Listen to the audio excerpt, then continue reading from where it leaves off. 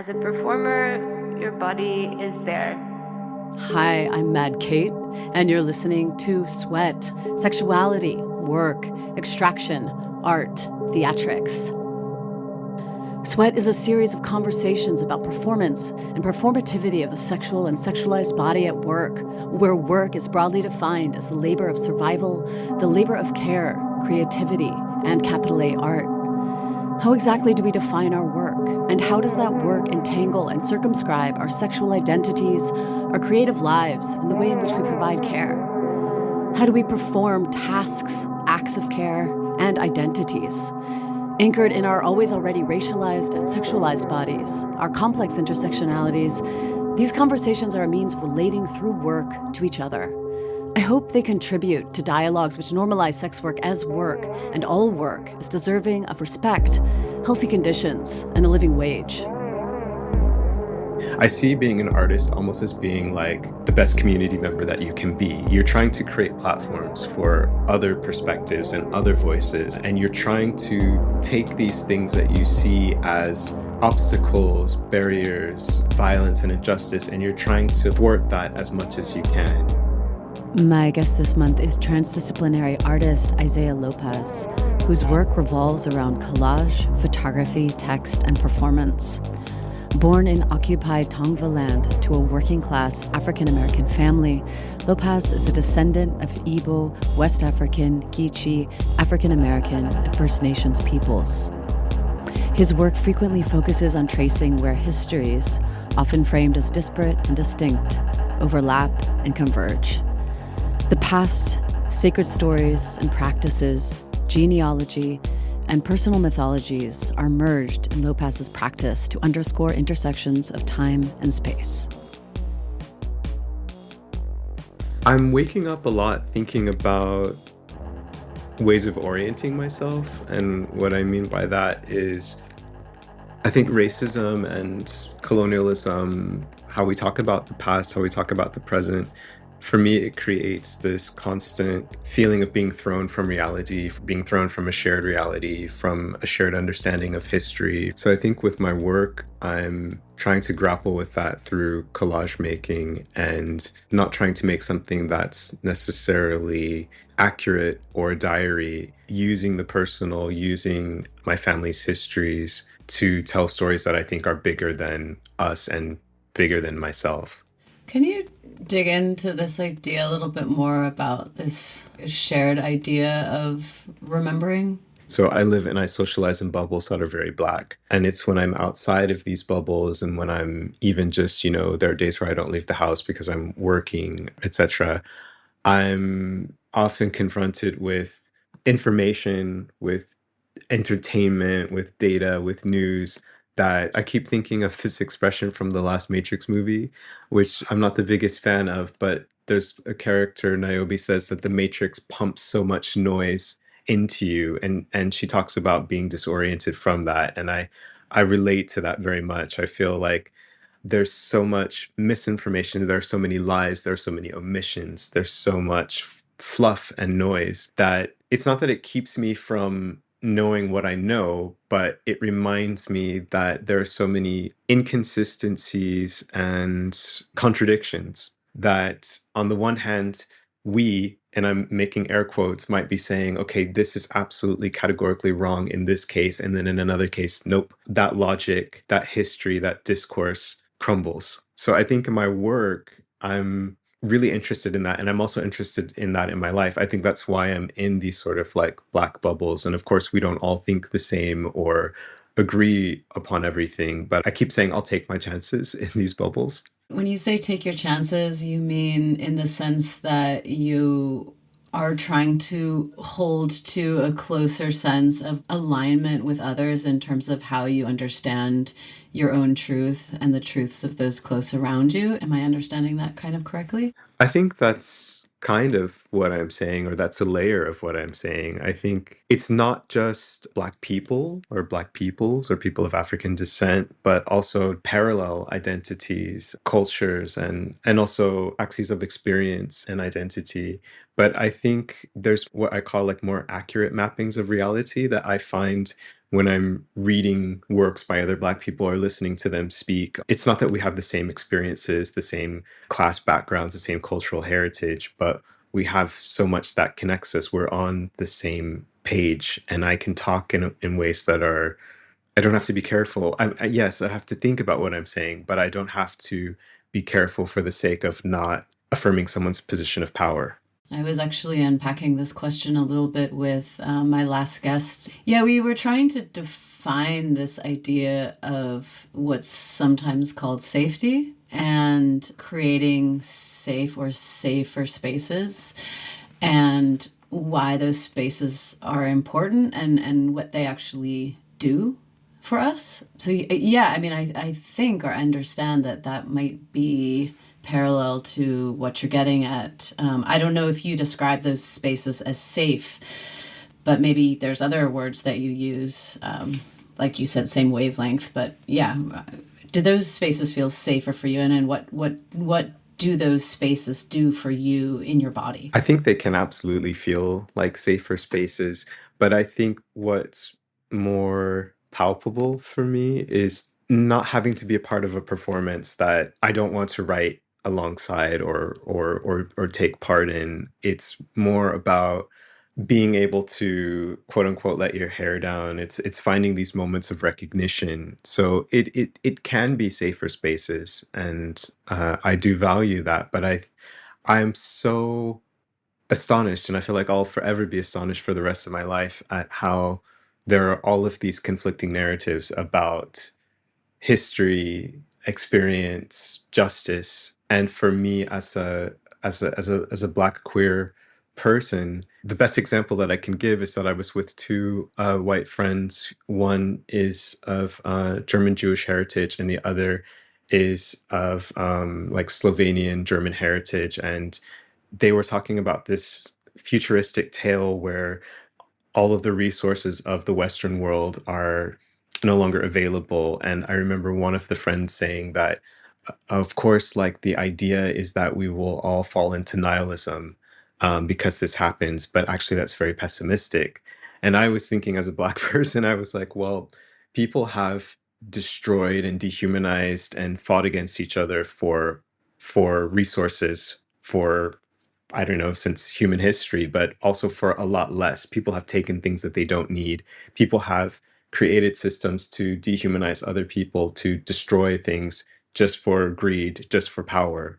So I think I don't have the luxury, or I don't have the position of, I'm not in the position of watching this futuristic tale and removing myself from my own history and the history of my family, the history of the nations that I come from. I don't know if this will resonate at all, but I've been sometimes frustrated speaking with primarily, I would say, white queer people who are speaking of their fear around crossing the border into the United States because of how horrible the states have been towards trans persons and queer persons at the border, or about erasing their phone with kind of pro-Palestinian remarks because they're afraid of getting stopped at the border.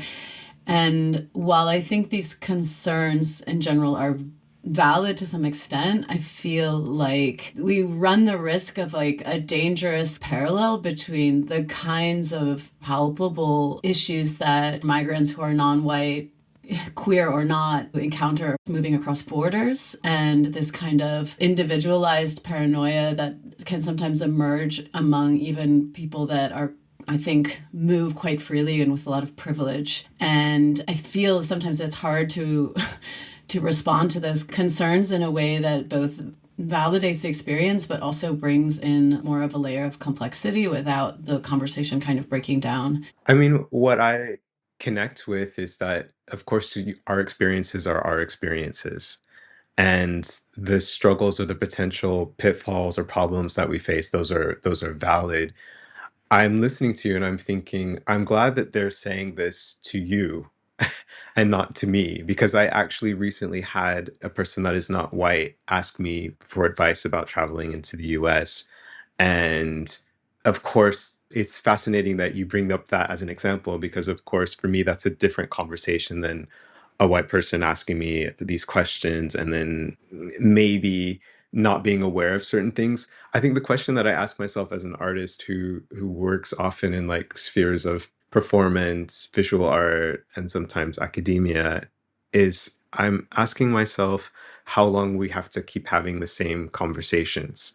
I'm very aware that when I'm asked to do something that I'm speaking to a specific audience and I have to cater to their sensibilities and I have to cater to the fact that what they don't know, according to the institution, is this ignorance. And I'm not using the word ignorance as a sort of put down, but that ignorance is benevolent. And I can't afford to see it that way, or I don't see it that way. That doesn't make sense to me when I look at everything that is around me and when I consider my position in this society. So I always say I don't want to go to the Greek hell, which for me is like the story of Sisyphus, like where you're pushing the rock up the hill and you get it there and then you have to go all the way back down and push it up. I think my question as a human being, as an artist, is like when it comes to these conversations between white people, Black people, Indigenous people, people of color, I'm really at a point where I feel like so many people are not ready to know.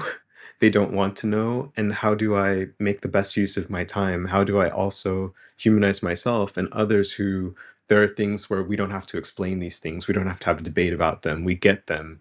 So then, like, what kind of art can I make? What kinds of other conversations can I have? And who can do that work? Who can have these conversations with white people, for example, about traveling to the US, for example, or about having a program that is focusing on decolonization, et cetera, et cetera. I feel like it's the same things that I'm being asked to talk about and others. And it's not that this work is not necessary or important or that it's more valuable or less valuable than any other type of work, but I'm really thinking about who holds the power, who the audience is imagined to be, and who gets to decide how much progress we've made and what that looks like. What's interesting to me listening to you, though, is that I feel like you've been actually quite committed to continuing to have those conversations. Like, I can think of one specific example. I went to a talk of yours, a workshop, I think with your collaborator, Rachel, I might be misremembering, some years ago, where you were talking about the question, where do you come from? And it felt like even at that point, I was like, wow, like, don't people know this by now? And yet, like, obviously we didn't in that room. Like, that was so clear. And there were many white people in that room. And you were still doing that labor. You were still committed to that, to kind of bridging that. I remember that conversation with Rachel, who's my sister and someone that I deeply admire and love. So it was really a privilege to be in conversation with her. I think it's not that I'm committed to having these conversations, but I'm committed to taking the opportunities I have and like reformatting, like going off script, going rogue. For me as an artist, and I don't want to project, it's not my place to project what other artists should be doing, but I think I see being an artist almost as being like the best community member that you can be. You're trying to create platforms for other perspectives and other voices and for collaboration.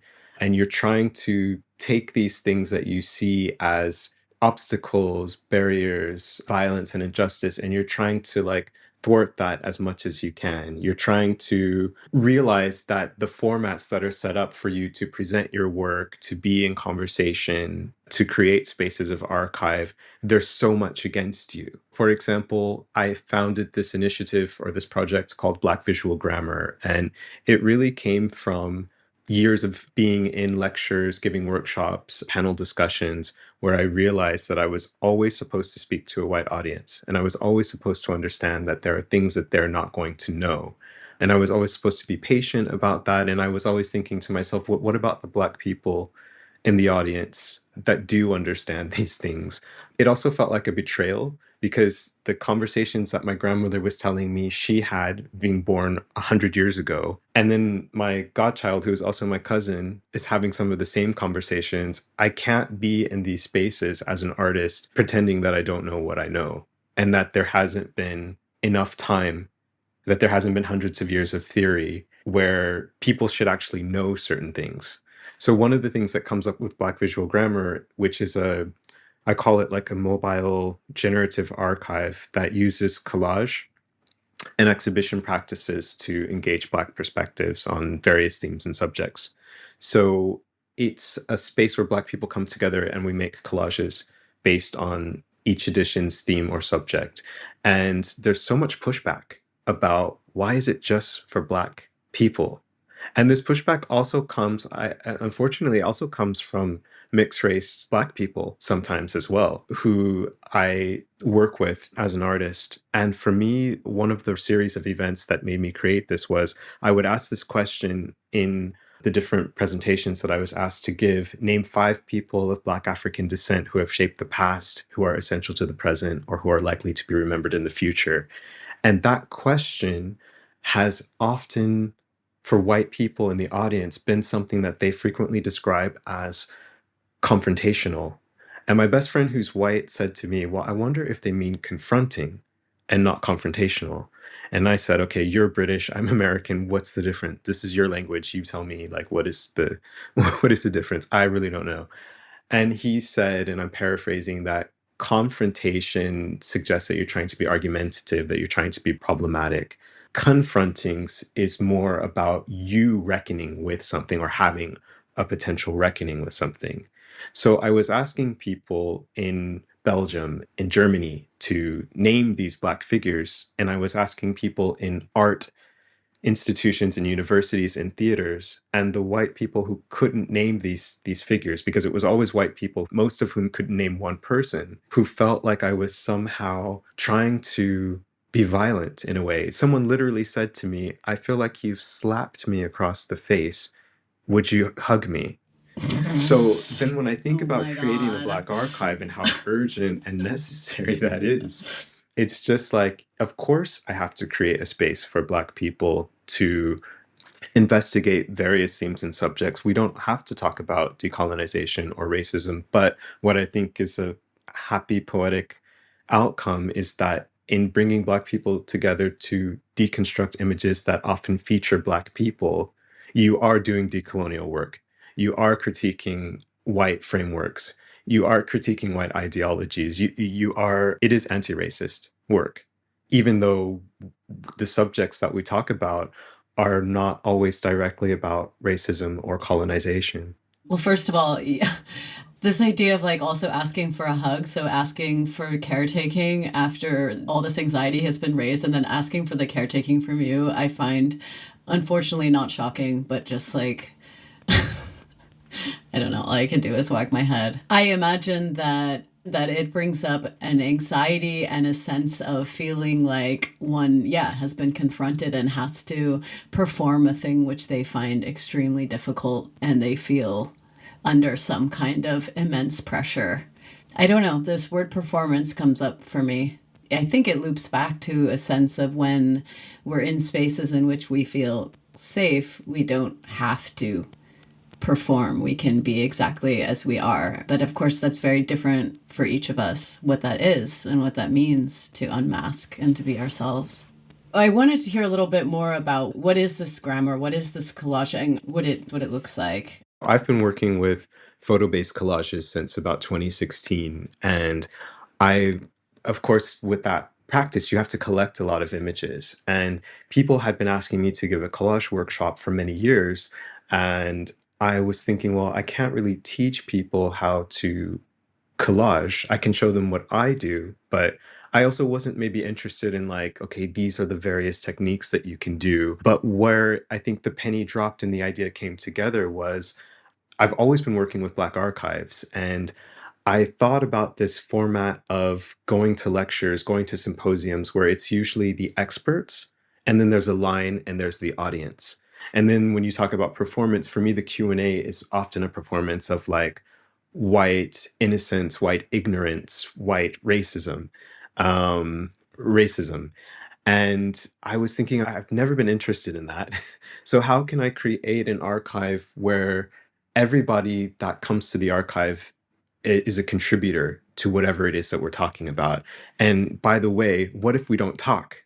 What if we do another activity? So I also chose collage deliberately because if you are able to construct images, if you're able to tear them, cut them, whatever, fold them and put them together, you can take part in this. You can be a part of the conversation. It's not about having vocal conversation, but it's an image-based conversation. And I think Black people the world over, being people who, there's so many images that are being made of us and have been made of us, and the bulk of this is problematic. So there was also something that interested me about holding space for Black people to work with these images. So you come to usually a 2-day workshop where everything is there.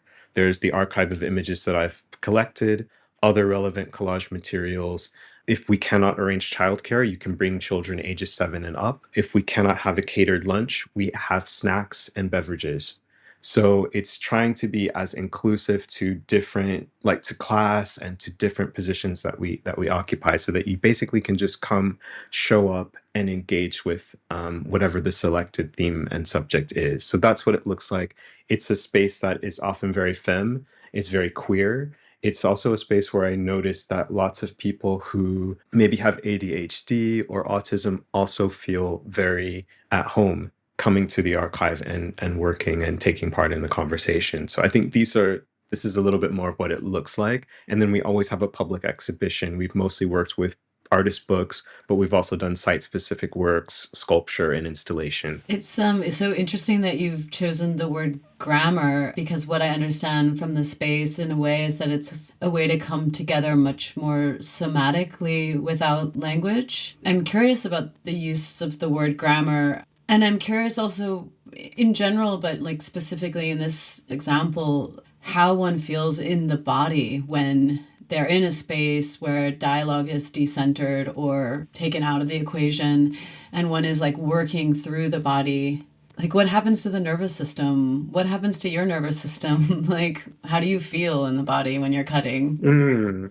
I think, first of all, I see grammar, or a Black visual grammar, as not something that's singular, but describes rather like multiple systems and structures, multiple grammars. Or I think of visual grammars also as Black practices of image making, whether that is hair braiding, whether that is quilting, whether that is setting up the dinner table, whether that is dance and sports, whether that is traditions of painting. It can even be writing. But I specifically gravitate towards image making because I feel like I wanted to interrupt this format or this theater of you sit and you listen. There's nothing wrong with that, but I'm also thinking, well, what else is possible? And what else would attract people whose opinions I'd want to engage with, to actually come to an event or to actually be a part of something?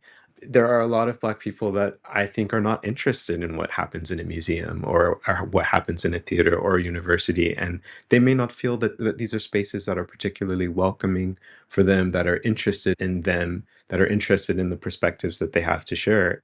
I can't really say what happens for other people, except what I can share is that the workshops start at 11 and they end at 5, and people always want more time.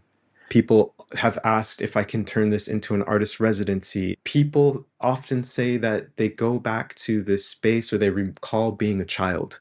They recall like periods of their lives where they were making things. And I think in the silence of that, or what follows that, is this sort of reckoning that we don't do this anymore. That sort of process of making is something that you leave behind in childhood. And so there's a sort of like joy that people find, I think, coming to the workshops.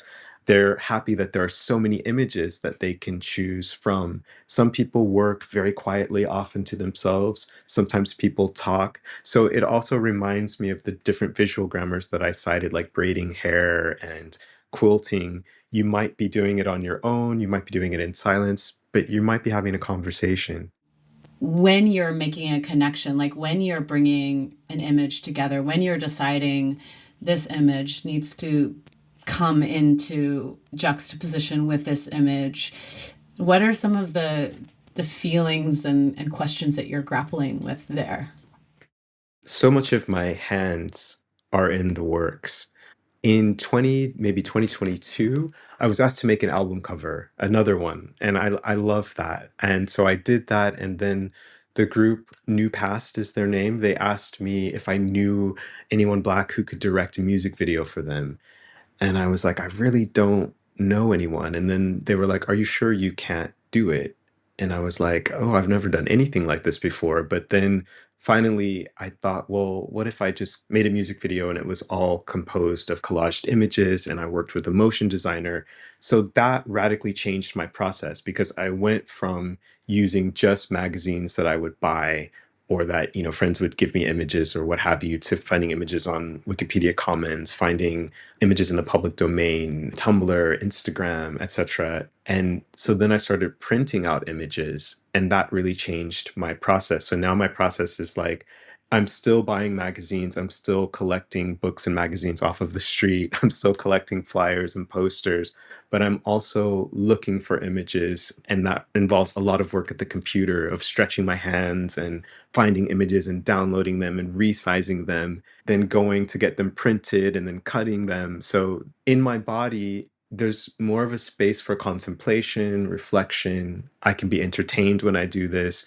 It's very different from when I write. Writing for me is sometimes painful, and not because of the subject, but because of how I have to focus, how I have to sit and wait for the story or the ideas to come together. And collage is, there's a lot of labor, but it's a space where I'm more at a hum there. And I think to your question about what am I thinking about, I think a lot lately I'm thinking about all collages being abstract art. Even though the works that I make are very figurative, I'm kind of now at this point where like, no, it's still abstract, because the work that I'm very busy with now is jumping off from the image I made in the t-shirt series, Things You Can Tell Just by Looking at Him, that says, where are you really from? I've now done all of this research through ancestry DNA testing, through spiritual consultations, through speaking to family members and relatives that I found through the ancestry DNA testing. I'm now like busy with trying to use my family's recent history to demonstrate where histories that we speak of as having nothing to do with one another are actually overlapping and intersecting. And I'm just using my family's history because it has been shaped by the transatlantic slave trade. It has been shaped by racism. It has been shaped by the colonization of Turtle Island. So I've found, and I had some awareness that there were all of these different geographies, communities, and cultures that were a part of my family's recent lineage. And now I'm using collage as a way of processing this data. And the more information I have, the less information I feel I have. So I'm trying to take the collages and to create these worlds where cultural elements, deities, figures, and practices are all existing simultaneously. And for me, even though, again, I am working very figuratively, I'm thinking of it now as abstract works because I'm not trying to make something that's accurate or quote unquote authentic. I find it more interesting that I cannot do that actually, or I cannot do that in a way that I think would be interesting. So taking the images that I'm finding and trying to make what I can is what I'm fascinated with at the moment. I think collage is very musical. It is a choreography. You asked earlier, like, about the process of making images, and the only thing that I can say is there has to be a balance, and then there has to be something that just clearly does not fit for me to really feel like I've done what I needed to do with the collage. I have collages where I feel like things fit and I appreciate these works and I stand by these works, but I think where there's a lot more poetry for me is when things don't fit. And when I talk about figurative, I mean that I'm making things that look like superhuman forms or fantastical forms, but I'm starting to see them as abstract work, even though I think of abstraction as you're not necessarily seeing figures. You're seeing patterns or you're seeing things put together that your mind is kind of saying, okay, this is what I see, but you're not seeing a person, you're not seeing a hybrid figure, you're not seeing an animal, you're not seeing a landscape per se.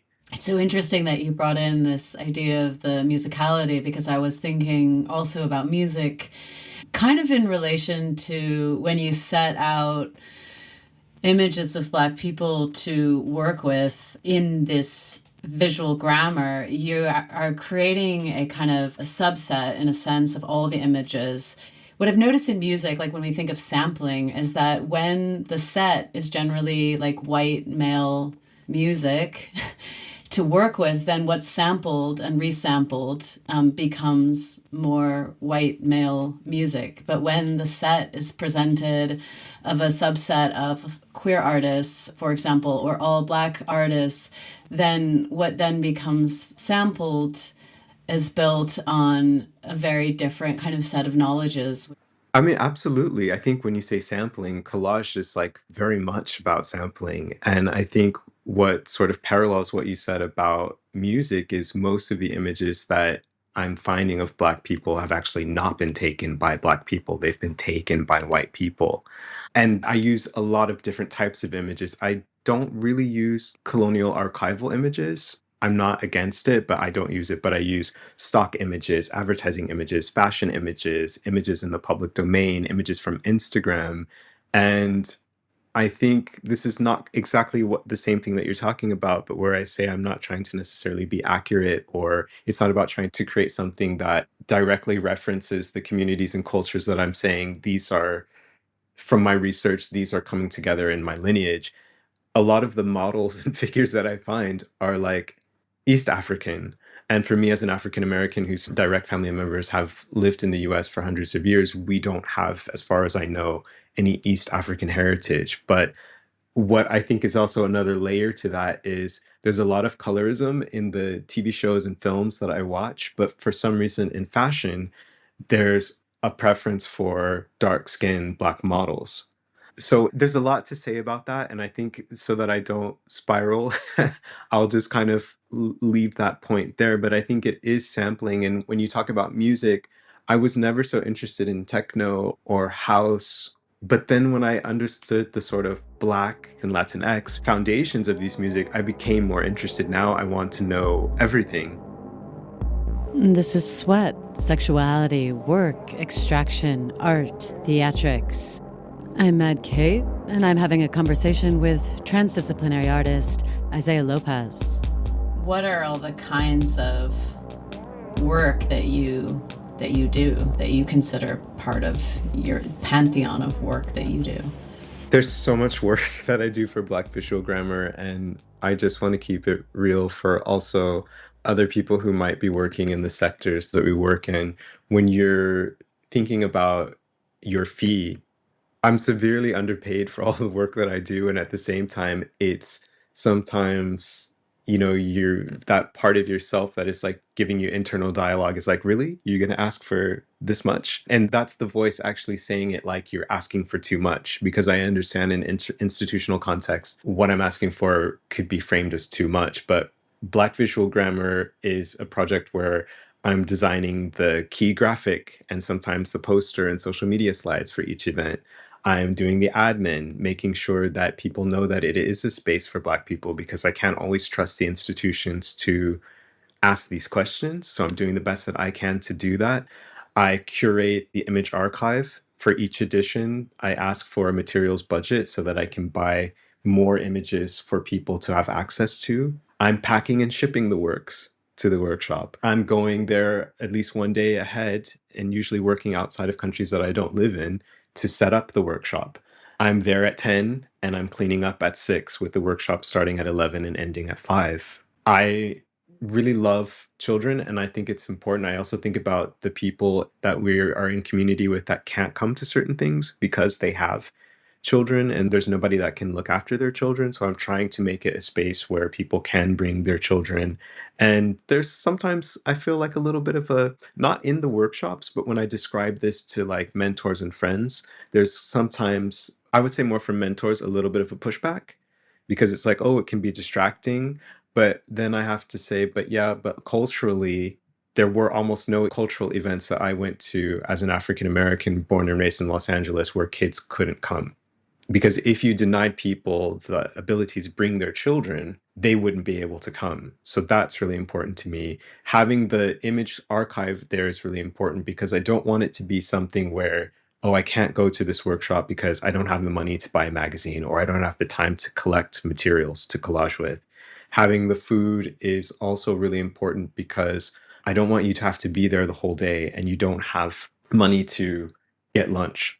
If I can't get lunch, then I arrange for drinks and snacks. But to keep it really real, even though I work very hard and I do work a lot, I don't always have the money right now to go to certain things. So it wouldn't make sense for me to create that same type of experience for other people. It's incredibly thoughtful, all of the things that you're bringing in, and that experience of self-questioning around, oh, am I asking too much? But then, like, when you think about it in the scale of some of the money that's being made by Hmm. people somewhere, and then we think about like Hmm. what kind of artists are asking for, or not only artists, but this massive amount of people that are underpaid are asking for it. Feels like pennies. It feels like nothing.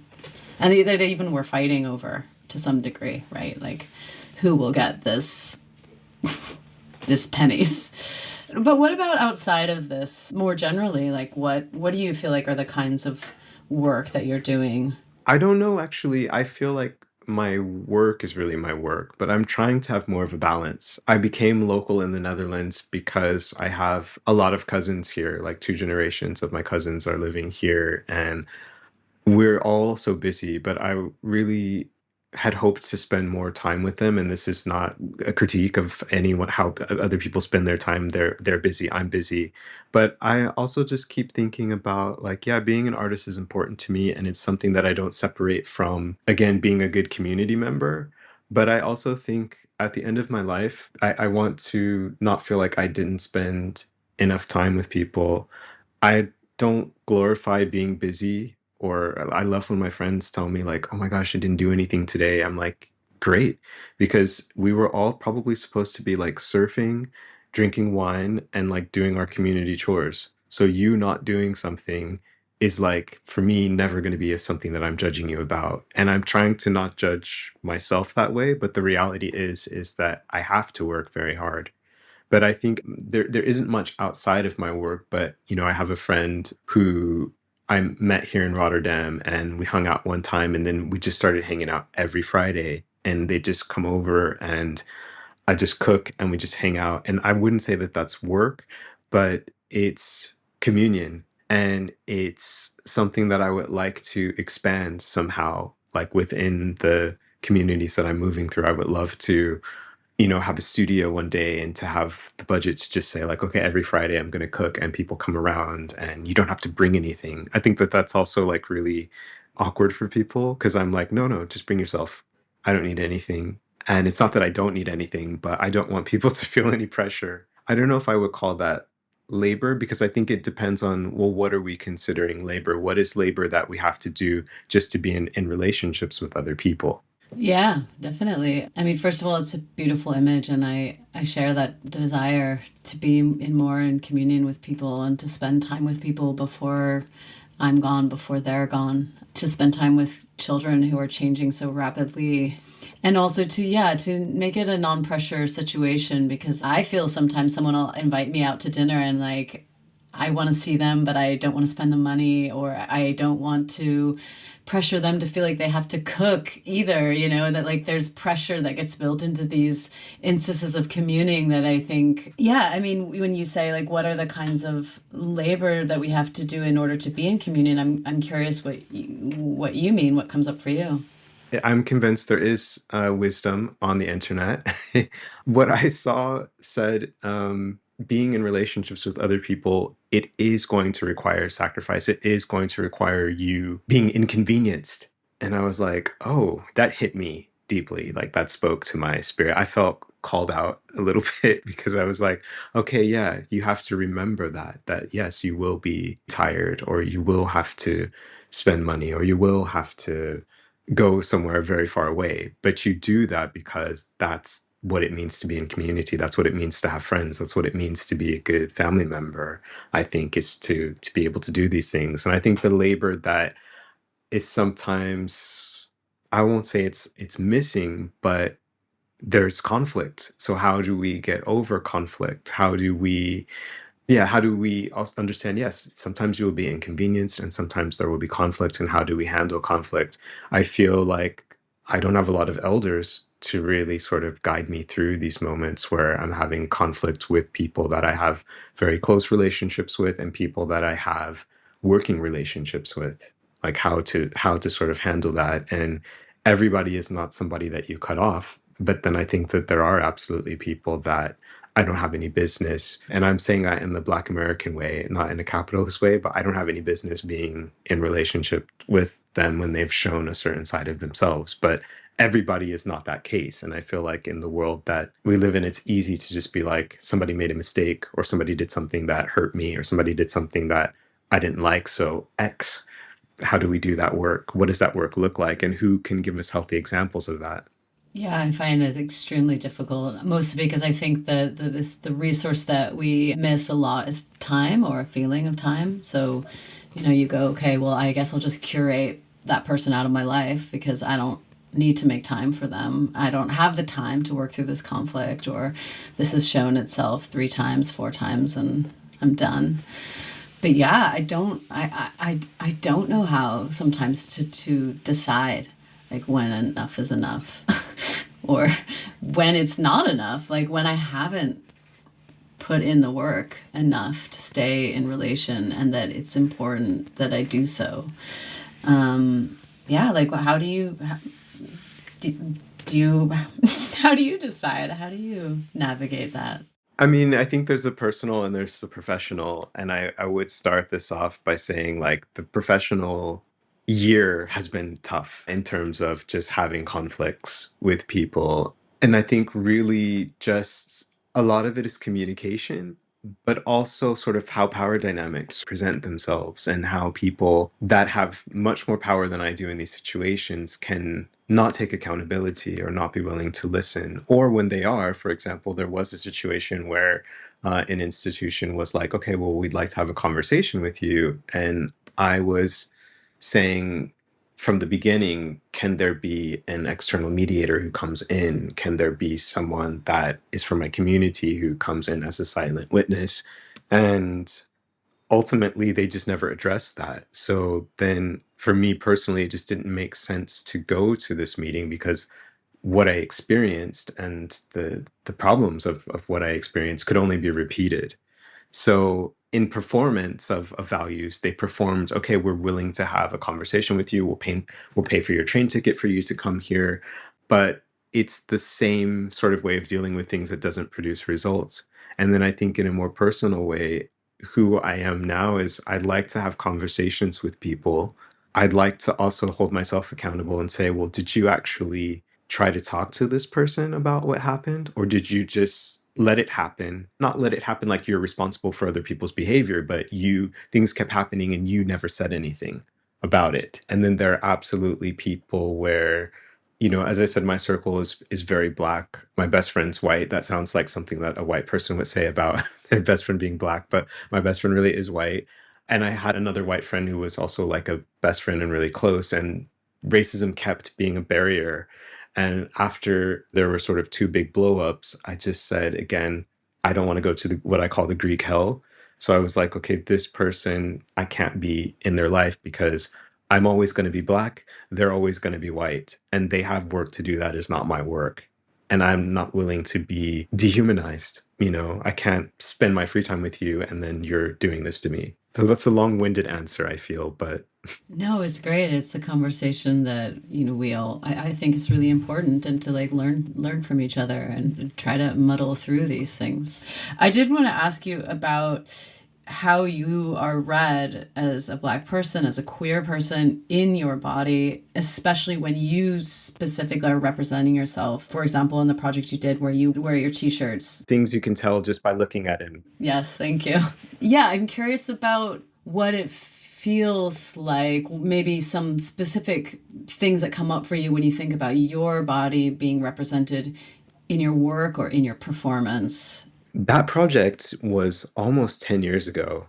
I mean, it's really hard to believe that it has almost been 10 years ago. And I will never not talk about it when it's brought up, but it's so far from what I'm doing now, because I would say that I don't really present myself, and I had never really in my work presented myself before that. I remember early on the person that I was dating at the time and my baby sister telling me, don't read the comment sections, because that project, just for people who may be listening and may not be familiar with it, it kind of went viral. I mean, I guess I would say that it did go viral, and that was not something that as an artist I was expecting at all. I was just doing my work and sharing it online, and Musa Okangwa, who's a journalist, author, and musician, was sharing almost every post that I did. And because of his connections, it got to all the way to the New York Times. So when I did see comments, when I was invited to present this work, I noticed that there's a commitment to white people in particular not understanding. I think one thing that I found really fascinating was not just a commitment to not understanding, but that somehow what I did was for them. It was to educate white people. And for me, the project was really about documenting my own experiences. It wasn't meant to be a tool, or it wasn't meant to be confrontational, that word again. It was simply me kind of taking these experiences that I was a part of, that lived in my memory, and actually printing them. And I think sometimes as an artist, there's an idea. And I always say, even if you don't know why this idea is coming to you, just explore it. Because once you make it, it might become something else, or it might become exactly what you visually thought it could be, or physically thought it could be. But the readings will come through the making and through the completion. So that's what happened with this project for me. I think I remember being asked to present the t-shirts at a TEDx project. So I was asked to give a talk and also to display the t-shirts. And for an hour, which was meant to be me just saying, here are the t-shirts, blah, blah, blah, white people kept coming up to me and trying to challenge the different things that I had archived through this project. People were saying things like, well, I'm white and Russian, and I experience people making fun of my accent and telling me that they don't want me to be here, and that's a kind of racism.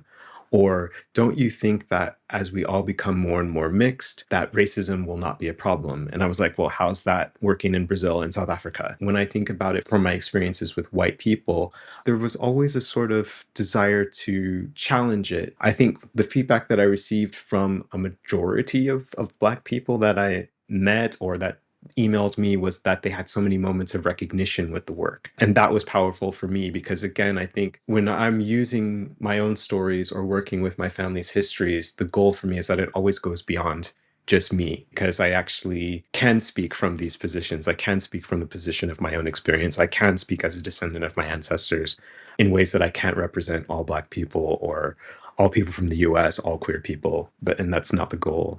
Yeah, I think this was a very explicit way in which you were present in your work. But from an outside perspective, I guess I feel like leading talks or leading workshops, you continue to be present in different ways, and I'm curious how that kind of presence in the work is different than the presence of wearing the shirt, wearing the archive. It's so different that until you describe those layers, I wouldn't have made that connection, which when I think about how I observe or think about myself, it's very interesting that I didn't make that connection. I don't know, I think is the honest answer, like how I'm read. I know what people have shared with me. I'm brushing the imaginary dirt off of my shoulders, but mostly I'm receiving positive feedback from people. And I don't want to say that.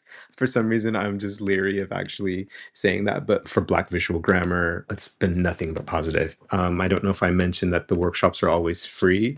People have asked me if they can somehow do something for me. And I'm like, no, I'm doing this for you. And it's also a part of my practice. So we are creating the work together. We are exhibiting together. I do feel like people really appreciate the work that I do and really find it valuable. And I just being humble to say it means so much to me. This is what you hope for. I think it's important for us to feel that. I mean, I think for many artists, it does go into the equation of why we do what we do. But I wouldn't want to assume that either. I don't think artists work only for the validation and the endorphins. I would say like the solo elements of my practice, making collages, making images obsessively, I would be doing that if nobody wanted to see it because I am just obsessed with it. I think, if I was trying to do Black visual grammar and no one was coming, then maybe I would think about stopping because it is participatory. Again, it's interesting to me, like when you say that me giving workshops or other sort of socially engaged work is also me being present. I guess I don't think of it that way. I think of it as sharing, and I think of it as facilitating and holding space so that others can actually, their works, their perspectives can be underscored and highlighted. I don't know. I was just starting to think a little bit about the body as a presenter, as a sharer, and what being a Black presenter speaking about racism does to white supremacy culture in a different way than a white person trying to take on topics of racism to other white people. I think it would be, and I want to say this carefully, I am looking at some of my white comrades and colleagues sideways, as they used to say, like, why aren't you doing more or anything if we want to keep it really real? And this is something that I think about a lot. I'm not trying to talk just about racism, especially with Black visual grammar. And I really want to say this clearly because sometimes I've met other Black people who work in the spheres that we work in, and they're like, yeah, I don't do that type of work. And they say it like it's somehow undesirable, or it's not really art, or it's not really urgent. And for me, I'm not coming from that place, but I think what I find beautiful and a gift to myself through the work that I do with Black visual grammar is that we are inevitably addressing racism, even though the topics so far have been spiritual practices, resistance and revolution, intergenerational narratives, storytelling, science and technology, African futurisms, and Heimat. So a lot of the ideas I have nothing to do with race and racism. And actually, there are so many Black people that are doing that work and doing it better than I can. So my question for myself as an artist is, well, how can you contribute to this discourse? And I think you're already countering continuities of colonialism by creating a visual archive that Black people contribute to, regardless of whether or not they are artists or academics or activists. You're already doing that work. And I see that as a lovely, poetic, unintentional outcome. For me, it feels hopeless to constantly have to think about and to create works for a wide audience. I think I'm more trying to work with institutions and curators that hold space for me to come and to do the work that I want to do, and to have the conditions that this work should have, to have the audiences that this work should have. So I think that for me, it feels like a trap to constantly have to talk about racism. It is necessary, it is important, and in some ways I am doing that, but I get to have a different conversation when I think of my audience as being intergenerational, multicultural, multilocal Black people. When I think of myself as not having to represent any Black person, but I'm certainly literally a representation of my ancestors. I can't not be that. I'm the next in line right now in this time, in this space, as we experience it, who can speak from their line of descent. And that's what I'm trying to do. I think that what's coming to light in a sense is like how little work has been done generally among white people to confront our own white supremacy, our own racism, that to even have any kind of event in which race is put in front of us. I'm using us to mean white people. Cultures of white supremacy makes us somehow believe, and why this presence of the word confrontation, we're like believe that we are being asked to confront our own racism, in part because we are, but in part because we can't like see beyond it. In my own experience, it's the questions that you just asked, but it's also a question of desire, and it's also a question of action. I feel like it's a trap for me to try to make work for white people to understand something, because first of all, there's been work for hundreds of years that Black people have been making. And I don't know what the work that white people could do for yourselves. I don't know what that looks like. What I do know, or what hits me from time to time, one of my friends here said to me that in their conversations with white people, it often comes up, this sentence often comes up, well, yeah, this was 400 or 500 years ago. And again, I think that this is a place where white people deliberately miss these continuities that exist. You know, my mother was born in 1959. The last human zoo in Belgium closed in 1958. We're not talking about hundreds of years ago. We're talking about something that happened within the lifetime of one of my parents who's still alive. The other thing is, as much as white people in Europe, you know, I've lived here for a third of my life, as much as they want to say that something no longer exists, they sure can't name the white people who had anything to do with dismantling the structures that other white people created.